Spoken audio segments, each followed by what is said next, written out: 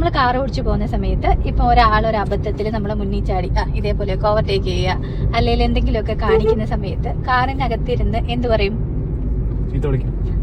അപ്പം യഥാർത്ഥത്തില് കാറിന്റെ പുറത്തിരിക്കുന്നവൻ ആ ചീത്ത കേൾക്കുവോ?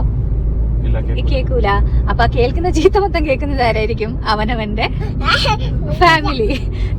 പുറമെയുള്ള ആരോ ചെയ്യുന്ന അബദ്ധത്തിന് അകത്തിരിക്കുന്ന ഫാമിലിയാണ് ചീത്ത കേൾക്കുന്നത് മൊത്തം. അപ്പം കാർ ഓടിക്കുന്ന സമയത്ത്, ഡ്രൈവ് ചെയ്യുന്ന സമയത്ത് മറ്റുള്ളവരെ ചീത്ത വിളിക്കുന്നത് നല്ല ശീലാണോ? അല്ല.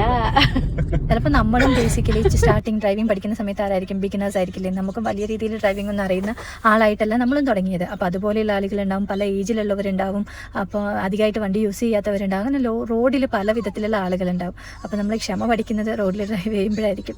അപ്പോൾ നമ്മൾ ആ ക്ഷമ ഇല്ലാതെ നമ്മൾ ദേഷ്യപ്പെടുമ്പം അതിൻ്റെ എഫക്റ്റ് അനുഭവിക്കുന്നത് ആരാ?